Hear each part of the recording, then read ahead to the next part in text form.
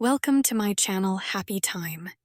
In today's episode, join Molo, a mischievous gnome with a heart full of curiosity, as he embarks on an adventure to steal the enchanting red rose that captivates the entire village of Bloomington. Enjoy listening. Molo's magical misadventure. Once upon a time in the quaint village of Bloomington, there lived a mischievous but lovable little creature named Molo. Molo was a tiny gnome with a penchant for adventure and a heart full of curiosity.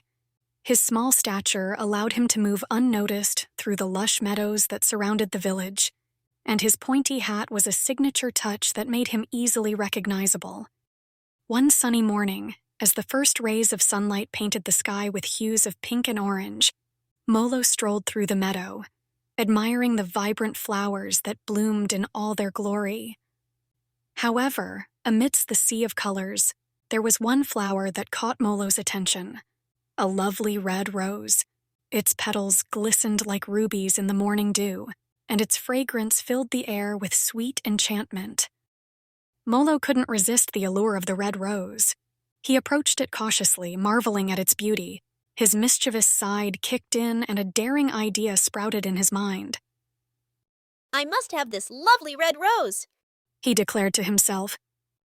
Knowing that taking the rose without permission might upset the villagers, Molo decided to seek the advice of the wise old owl named Oliver, who lived on the outskirts of the village. Oliver, with his vast knowledge of the forest and its inhabitants, was known for offering guidance to those in need. Molo hopped and skipped his way to Oliver's tree, his excitement bubbling over. "Oliver, wise and knowledgeable one, how can I possess the lovely red rose without causing trouble?" Molo asked, fluttering his tiny arms with anticipation. Oliver, with a twinkle in his eyes, thought for a moment, and then whispered a secret plan into Molo's attentive ears. The plan involved a series of clever distractions, magic tricks, and a touch of gnome mischief. Determined to make the red rose his own, Molo set his plan into motion. He enlisted the help of his forest friends, the chatty squirrels, the nimble rabbits, and even a wise old tortoise named Terence. Together, they created a spectacle that diverted the attention of the villagers away from the precious red rose. Molo, using his gnome magic, danced around the rose, casting spells to make it levitate and twirl in the air. The villagers, captivated by the spectacle, cheered and clapped, completely oblivious to Molo's true intention. With the villagers enchanted by the magical display, Molo seized the opportunity. He plucked the lovely red rose and tucked it safely into his tiny backpack. Just as he was about to make his triumphant escape, the wise old owl Oliver appeared, perched on a nearby branch.